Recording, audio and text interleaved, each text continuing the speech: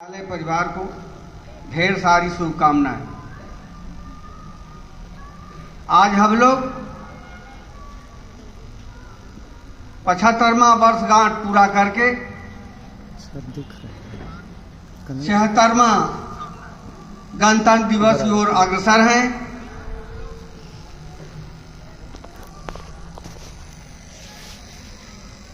इस झंडे तले हम लोग शपथ लेते हैं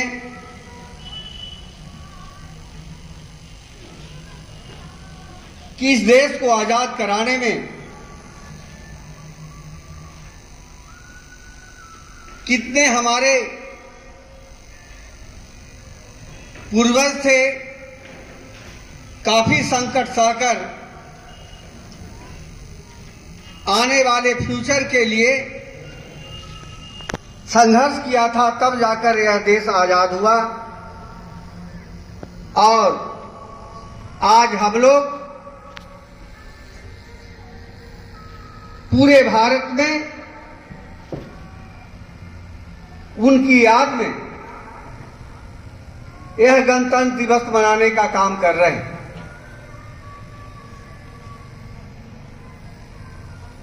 आजादी मिलने के बाद कैसे सुचारू रूप से हमारा देश अग्रसर हो सके, इसके लिए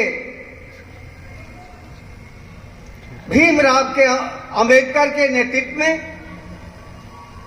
संविधान निर्माण किया गया और आज ही के दिन लागू किया गया। हम इस देश में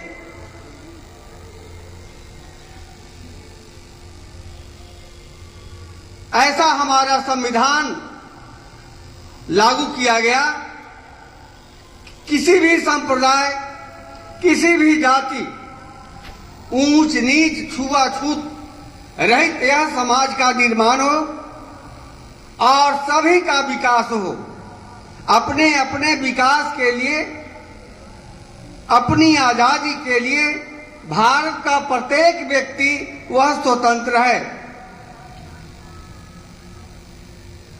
जिसमें जो क्षमता है, दक्षता है, उसके अनुसार वह विकास करे, यह हमारे संविधान में वर्णित किया गया है। छात्रों, सिर्फ तिरंगा झंडा को याद कर लेना बहुत बड़ी बात नहीं है। हमें यह दिन सिखलाने का काम करता है कि वह भारत और आज के भारत में कितना अंतर है। एक समय था जब हम गरीबी से जूझ रहे थे, शिक्षा के क्षेत्र में, चिकित्सा के क्षेत्र में, तकनीक क्षेत्र में हम बहुत पीछे थे। लेकिन यहाँ के नौजवानों के द्वारा, यहाँ के किसानों के द्वारा, यहाँ के मजदूरों के द्वारा, यहाँ के शिक्षकों के द्वारा, यहाँ के चिकित्सकों के द्वारा कठोर परिश्रम करने के उपरांत आज हम दुनिया के 5वें अर्थव्यवस्था में स्थापित हो चुके हैं। हमारा लक्ष्य है कि 2047 आते हम दुनिया का सबसे बड़ा अर्थव्यवस्था का संचालन करें, दुनिया हमारी लोहा माने, और इसके लिए हम लोग संघर्षरत हैं।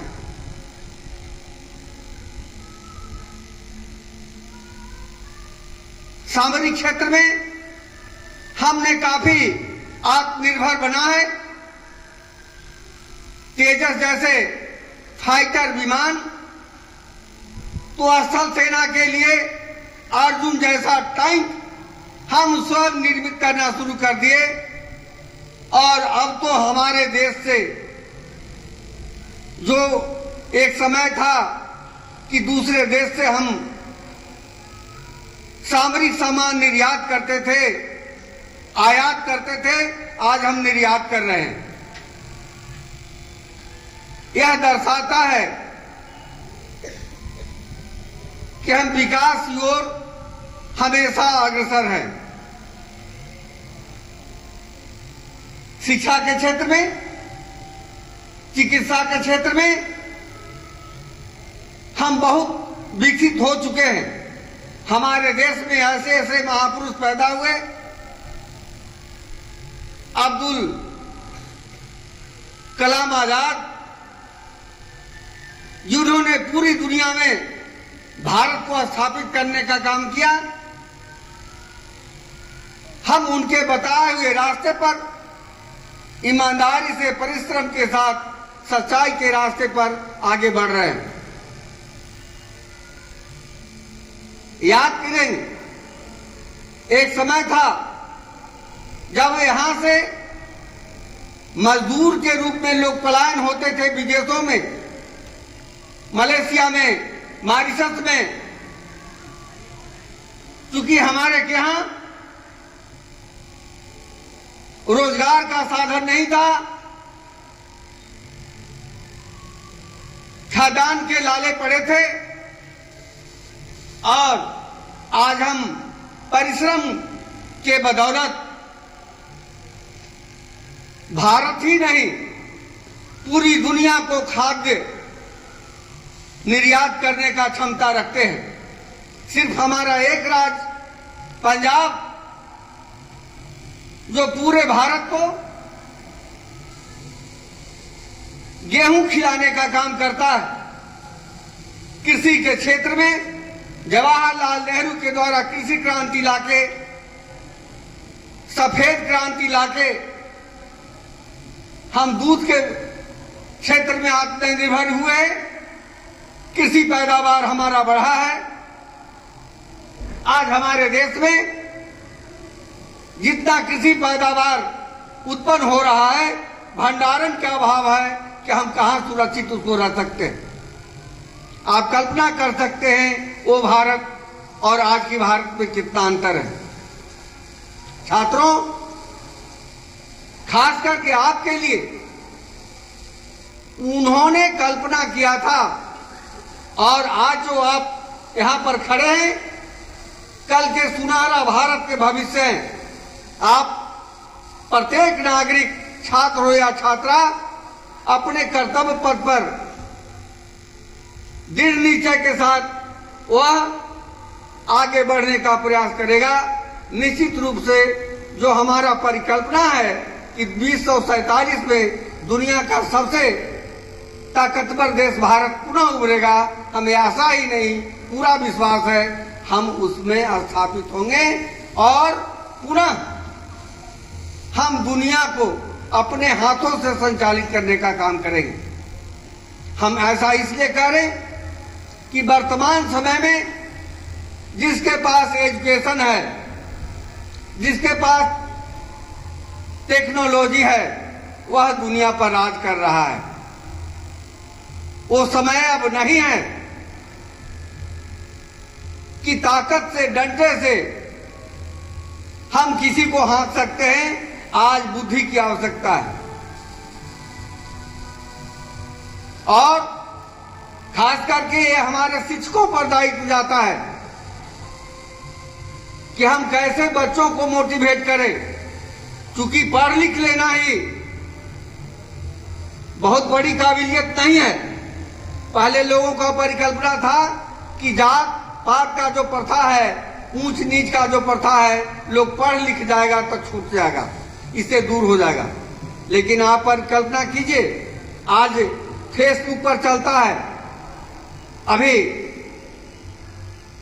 प्रयागराज में 17,000 फीट की ऊंचाई से यह कनौली की लड़की पैराशूट से उतरी तो लिखा गया उस पर कि यह भूमिहार जाति का है। कोई और कहीं कुछ होता है, लिखता है कि यह यादव जाति का स्वाभिमान है, कहीं ब्राह्मण जाति का स्वाभिमान है। एक कोई नहीं लिखता कि ये भारत का स्वाभिमान है। तो ये हम लोगों को बच्चों के बीच में बताना होगा। अमेरिका दुनिया का सबसे विकसित देश है, सबसे ज्यादा एजुकेशन है, लेकिन आपको जानकारी होना चाहिए कि वहां 10 महिलाओं में 3 महिलाओं किसी न किसी रूप में पुरुष के द्वारा शारीरिक शोषण का शिकार होती है। भारत तो बहुत ऊंचाई पर बढ़ गया, आज शिक्षा के क्षेत्र में तो हम आगे बढ़े, लेकिन प्रतिदिन भारत में 86 बलात्कार केस दर्ज होता है इस देश में। तो कहां हम पढ़ रहे हैं तो इसमें रुक रहा है, रुकावट आ रहा है। इसके लिए क्या करना होगा? तो पुरुषों के मस्तिष्क में, बच्चों के, छात्रों के मस्तिष्क में ये अभी से ही डालना होगा कि आप ऐसे करेंगे। मोबाइल है तो क्या है, उसमें हर चीज का 2 पहलू है, पॉजिटिव और निगेटिव। आप पॉजिटिव वो कल्पना नहीं किया होगा निर्माण करने वाला कि इसका ऐसा दुष्परिणाम होगा, तो इसका आविष्कार नहीं करता। आपको सजग रहने की आवश्यकता है, अपने बच्चों को सीख देने की आवश्यकता है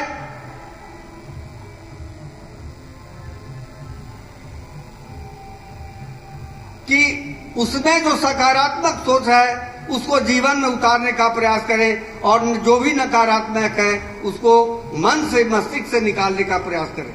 क्योंकि हम लोग यहाँ पर इकट्ठे इतना व्यक्ति खड़े हैं, सबके मन में कुछ न कुछ चल रहा है।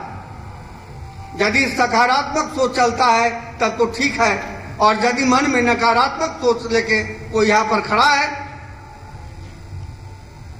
तो उसके लिए, उसके परिवार के लिए, उसके समाज के लिए वहां पर फिर वह जो नकारात्मक सोच है वह समाज को दूषित करेगा, परिवार को दूषित करेगा, अपना तो दूषित होगा ही। आज दिन देखते हैं विद्यालय में छोटे छोटे बच्चों में अभी आक्रोश की कौन सी बात है? यदि टीचर के द्वारा एकाध स्टिक लगा दिया गया तो माता, पिता, गुरु को उसको आशीर्वाद के रूप में हम लोग लेते थे। आज क्या है? लोग रिवोल्ट करता है। क्यों? इसलिए कि कहीं न कहीं हम लोग जो सांस्कारिक एजुकेशन है इससे विमुख हो गए हैं। आप सोशल एक्टिविटी में तो जाते हैं,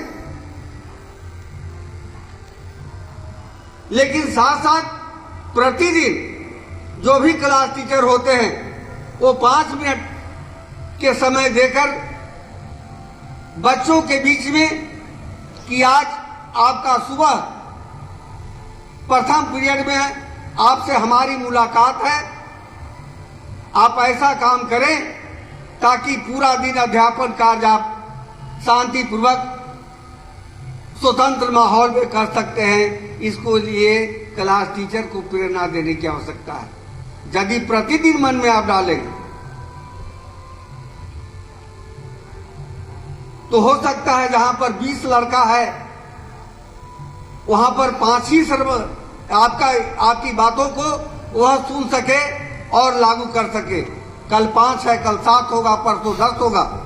इसलिए हम लोगों को हमेशा प्रयास करने की आवश्यकता है, उबने की आवश्यकता नहीं है। यदि हम लोग ही हाथ खींच लेंगे, क्योंकि हम लोगों पर बहुत बड़ा बोझ है, इतने बच्चों का भविष्य हम लोगों के ऊपर है, इसलिए हम लोगों का कर्तव्य बनता है कि और अधिक ऊर्जा के साथ, एनर्जी के साथ बच्चों को शांति प्रिय ढंग से उसको मोटिवेट करने की आवश्यकता है कि आप उग्र नहीं हो, शांतिपूर्वक अध्यापन कार्य करो तो निश्चित रूप से वह आगे चल के सफल होगा। यह मेरा पूरा विश्वास है। और हम देख रहे हैं, क्योंकि हम लोगों का खास करके हमारा अनुभव यह बताता है, काफी दिन से विद्यालय संचालन कर रहे हैं तो हमको भी बहुत कुछ सीखने का मौका मिला। आप जबरदस्ती किसी को कुछ थोपेंगे तो वह काम नहीं हो सकता है आपके डर के बस में वह काम करते, लेकिन मन में वह यदि हीन भावना रखता है, मन में आपके प्रति दोष रखता है, टीचर के प्रति दोष रखता है, तो वह आगे चलकर वह सफल नहीं हो सकता है। इसलिए हमेशा हमारा कर्तव्य बनता है कि जो भी हमारा सहयोगी है, जो भी हमारा छात्र है, जो भी हमारी छात्रा है, खुशनुमा माहौल में, चूंकि वो निश्चित है बच्चे हैं, वो तो गलत करेंगे, शरारत करेंगे,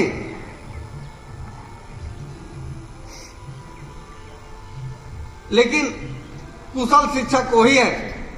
कोई जरूरी नहीं कि कॉलेज में और ऑक्सफोर्ड यूनिवर्सिटी में पढ़ा रहा है वही शिक्षक है।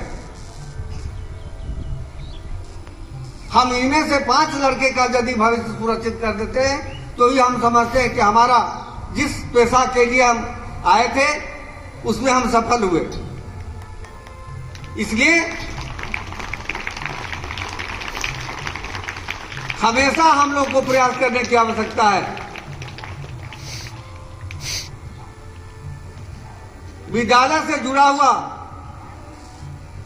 आप बाहर में कोई भी काम करते हैं, अभी चल रहा है यूट्यूब पर, या क्या हम रात में देख रहे थे 2 घटना इधर हम जहानाबाद के देख रहे हैं।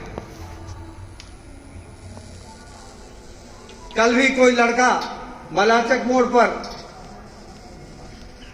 हम विद्यालय का नाम नहीं लेंगे, जहां के विद्यालय ने चाकू मारा, छात्र ने चाकू मारा है और जहां के छात्र को मारा गया है। मीडिया वाले, यूट्यूबर वाले पूरा उसको रंग रहे हैं। आप बाहर में क्या कर रहे हो, क्या नहीं कर रहे हो, लेकिन प्रेरणा तो देने की आवश्यकता है।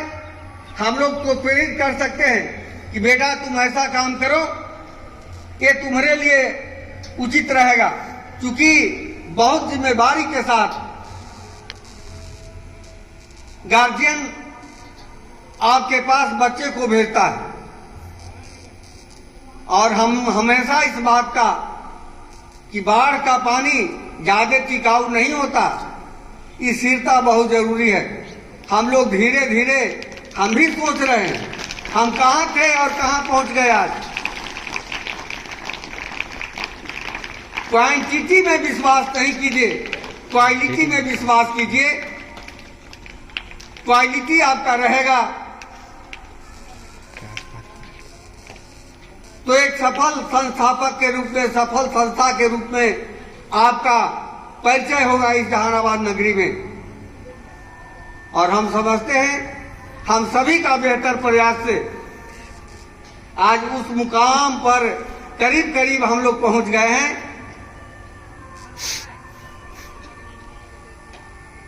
और इसका एग्जाम्पल तो यहाँ के शिक्षकगण ही दे सकते हैं कि जब गांव में या मोहल्ला में कहीं प्रचार प्रसार के लिए जाते होंगे तो हमको ऐसा नहीं लगता है, विद्यालय में बच्चे को दाखिला कराए या नहीं कराए हो तो अलग बात है, लेकिन कोई ये कर सकता है कि वह विद्यालय संस्कारहीन है, उस विद्यालय में व्यवस्था नहीं है। विद्यालय को हम समझते हैं हर कोई सपोर्ट ही करता होगा, ऐसा हमारा पूरा विश्वास है। और इसको बनाने में सिर्फ मेरा नहीं हम सभी का प्रयास रहा है, तब आज इस मुकाम पर आए हैं। आरकेपी का बोर्ड इस जहानाबाद में प्रचलित है। वहाँ के बच्चे, वहाँ के शिक्षक अनुशासित और ईमानदारी से अपना सेवा भाव कर रहे हैं। हमें आशा ही नहीं पूर्ण विश्वास होगा। इसी लगन उत्साह के साथ आप जीवन में आगे बढ़ते रहिए। जय हिंद, जय भारत।